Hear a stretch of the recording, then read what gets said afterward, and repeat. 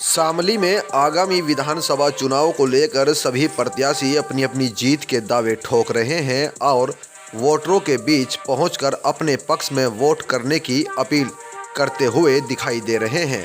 लेकिन इस बार शामली की जनता किस मूड में है और किस मुद्दे को लेकर शामली की जनता अब की बार अपने वोट का इस्तेमाल कर किस प्रत्याशी के सर जीत का सेहरा बांधना चाहती है। बहुत अच्छा माहौल चल रहा है शामली विधानसभा के अंदर और भारी बहुमत से हम जीत भी रहे हैं। अच्छा, बीजेपी के जो धार्मिक ध्रुवीकरण के फार्मूले हैं और विपक्ष की जातीय गोलबंदी में से चुनाव का क्या प्रभाव रहेगा? इसका कोई प्रभाव नहीं रहेगा। बहुत ही अच्छा चुनाव है, जातिगत कोई चुनाव नहीं होगा। सब एक तरफी माहौल बना हुआ है बीजेपी का। तो आप ही बताइए, बढ़ी हुई महंगाई से सत्ताधारी दल जैसे बीजेपी की मुश्किलें बढ़ेगी या घटेगी? इससे कुछ नहीं होने का, मुश्किलें घटेगी, बढ़ेगी नहीं, क्योंकि सबसे बड़ा हमारे यहाँ पे था क्राइम का। इस सरकार में सबसे पहला फोकस क्राइम का रहा। क्राइम कंट्रोल होया। क्राइम कंट्रोल होने के बाद लोगों के अंदर एक क्या प्रभाव रहेगा? महंगाई का कोई प्रभाव नहीं है, ये तो घटती बढ़ती रहती है, इससे कोई प्रभाव नहीं है। भाई अब के तो परिवर्तन होगा। क्यों? और परिवर्तन इसलिए होगा कि विकास अब के जिस सरकार ने विकास जो विकास चल रहा है, जो कोई विकास नहीं हो रहा, इसका तो कोई विकास हो नहीं रहा। अब जब तक ये अब लोग बाग कह रहे जी उसने या बीजेपी वाले कह रहे जी मकान बनवा दिए, ऐसा कुछ नहीं है। जितने भी मकान जो योजना निकाली थी वो अखिलेश यादव ने निकाली थी, जिससे कि हमारी बस्ती में से भी कम से कम नहीं तो 150 फार्म अखिलेश के उसमें भरे गए। अब वो ज़्यादा दिन सरकार नहीं रह सकी, तो वो जितनी भी योजना है ये सब अखिलेश की योजना है।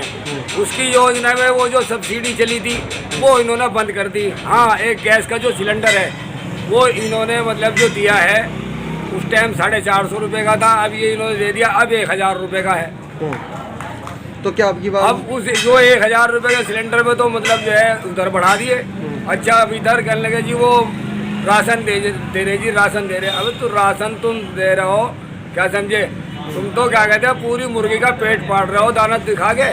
अच्छा, तो भाई मान लो खाली गैस 1000 रुपये का वो कर दिया, राशन तो दे दिया, तेल 200 रुपये कर दिया। उस टाइम क्या भाव था?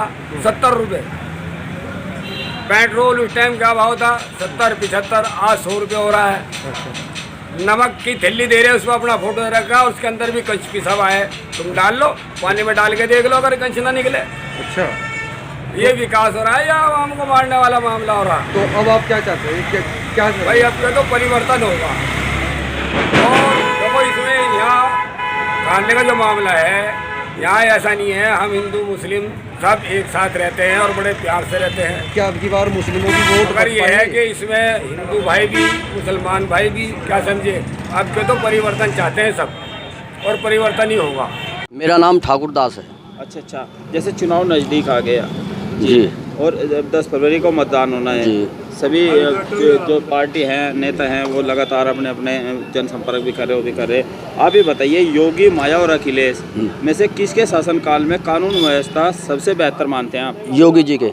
अच्छा, कैसे मानते हैं वो बताइए। क्योंकि अब देखो बहुत अच्छा शांत वातावरण चल रहा है, किसी तरह की मारधाड़, किसी तरह की चोरी जारी कुछ नहीं हो रही। अच्छा, कोरोना महामारी के दौरान सरकार की मदद लोगों के लिए काफ़ी थी या सरकार कोई चूक कर गई? काफ़ी थी, लेकिन चूक तो बड़े बड़े इंसान से हो जाती है। अच्छा, और कृषि कानून लागू किए गए थे सरकार के द्वारा और फिर वापस ले गए बीजेपी के हैं। तो ये बताइए, और आवारा पशुओं से भी परेशानी बढ़ रही है किसानों को, इससे बताइए कि सरकार इसमें क्या दोषी मानते हैं, सरकार को या पक्ष में मानते हैं? सरकार का इसमें कोई दोष नहीं है। तीनों कृषि कानून का विरोध था, लोगों की संतुष्टि नहीं थी, वो वापस हो गए।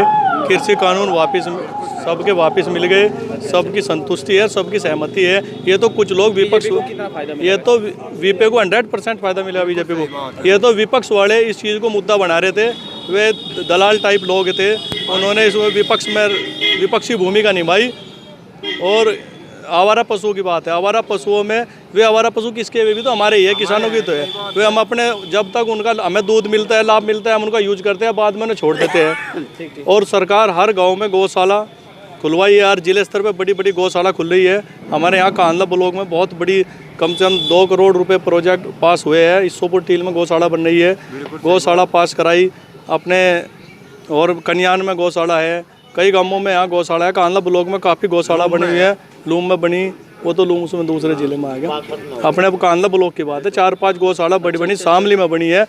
अब वो सब सरकार सुविधा दे रही है, उनका खाने पीने का भी दे रही है, सब प्रधानों की जिम्मेदारी लगाई गई है जितने आवारा पशु है। आपके पास आप बताइए, जैसे कि ये बताइए, सरकार बिना भेदभाव अनाज, LPG और मकान देने के दावे के साथ ही कह रही कि सबका विकास और सबका विश्वास उनके पास है, इसमें फेल होगी या पास होगी सरकार? पास होगी, 100% पास होगी। बिना भेदभाव के किसी उसके विकास कार्य करवाया, सबको राशन वितरण हो रहा बिना भेदभाव के। मकान जो कांडले के अंदर बनाए नगर पालिका के, बिना भेदभाव के यहाँ मकान बने, सबका साथ सबका विकास के साथ सरकार आ रही है। अच्छा, एक बात और बताइए, आखिरी सवाल, दलगत राजनीति से हटकर बात करें तो सभी पार्टियों के प्रत्याशियों में सबसे मजबूत प्रत्याशी कौन मान के चलते हैं आप?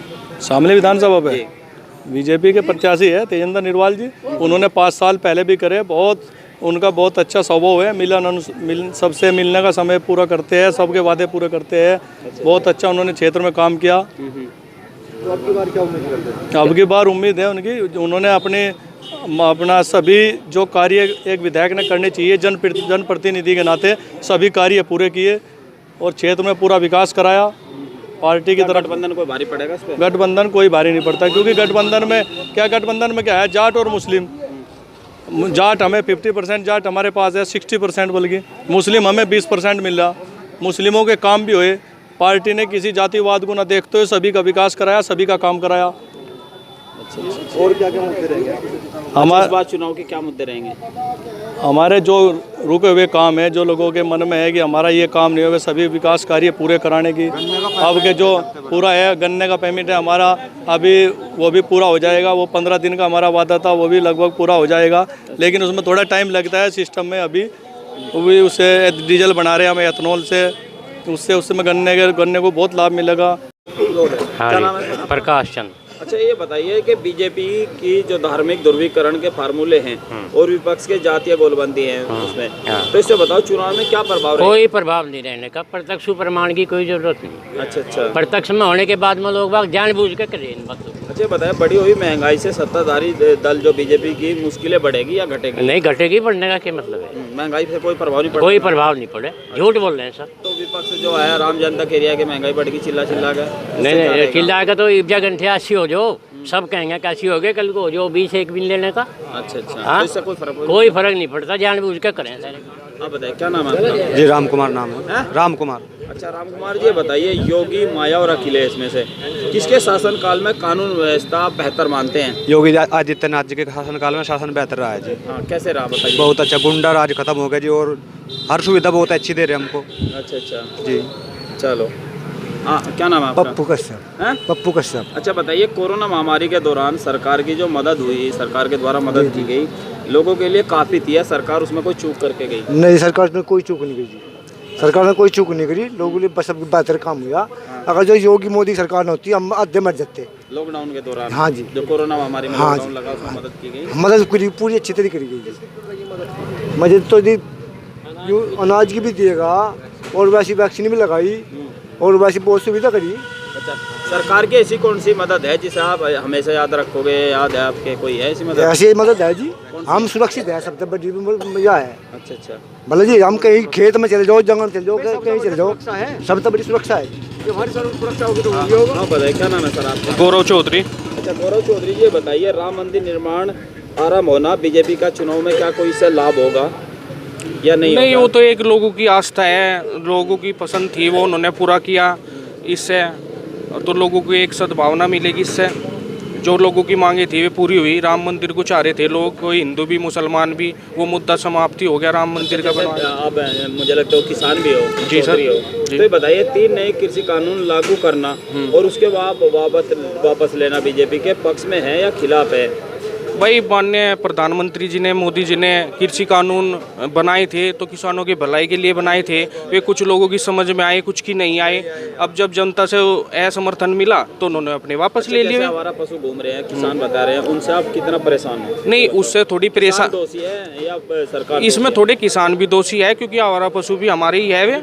और इसमें भाई कोई भी समस्या का एकदम से निवारण नहीं होता, उसका राम से सरकार हल करने जा रही है। गौशाला खुलवा रही है, व्यवस्था करी जा रही है उसकी। अच्छा। भाई मुद्दा तो विकास का होगा। विकास तो काफ़ी हुए हैं बीजेपी सरकार में। नहीं, विकास तो बहुत हुए। गैस सिलेंडर दिया था मोदी सरकार ने, उस टाइम गैस का सिलेंडर 400 रुपये का था, 1000 रुपये का चूल्हा है, सिलेंडर धरा भरवा कोई रहा नहीं। क्या मुस्लिम वोटर अब की बार बट पाएगा या नहीं अब के नहीं बटना, नहीं बटना। तो अब की बार किसका मन है? मत की तो बात है, चुनाव में वोट तो बटने का नहीं है। चुनाव में मुस्लिम को कोई ध्रुवीकरण नहीं होने का, कोई इस तरह की कोई बात नहीं होने। मुस्लिम जो वोट है वो एक तरफा जयंत चौधरी और अखिलेश को वोट था।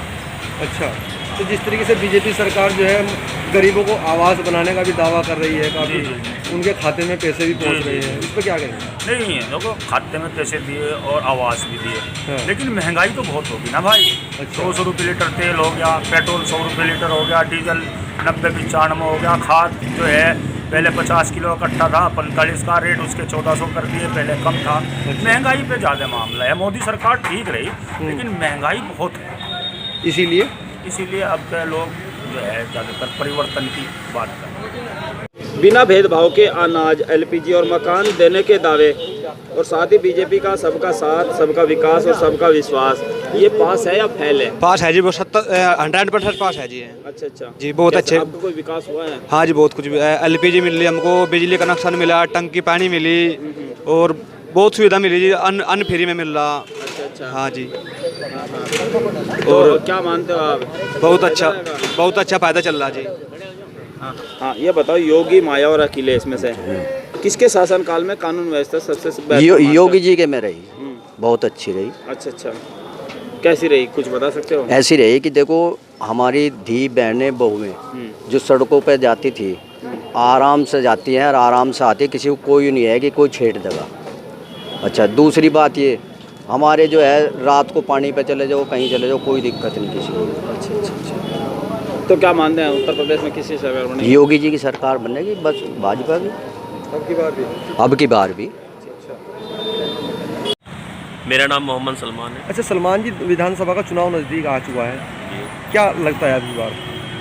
अब की बार जो है लोग यहाँ बदलाव चाहते हैं। अब की बार सरकार, महंगाई है, पेट्रोल के दाम बहुत आसमान छू रहे हैं, गैस सिलेंडर हो गया, ये देख लो आप कितना महंगा है। बीजेपी सरकार ने जो है गरीब लोगों को आवास भी दी है, दावा कर रही है। जी, आवास दिए हैं सरकार ने, ये मानने वाली बात है कि आवास दिए हैं, लेकिन महंगाई भी देखिए आप कितनी बढ़ चुकी है महंगाई। हाँ। सिलेंडर हो, पेट्रोल हो, सरसों का तेल हो, और भी चीज़ें हैं जो बढ़ चुकी हैं। महंगाई बढ़ रही है, लेकिन इस बार जनता जब बदलाव चाहती है, थोड़ा महंगाई से लोगों की कमर टूट चुकी है। जी। क्या मुस्लिम समाज का अब की बार दोहरीकरण हो पाएगा? मुस्लिम समाज का लगता नहीं है अब की बार ध्रुवीकरण हो पाएगा। अब के तो जो वोट है गठबंधन को वोट है मुस्लिम समाज का।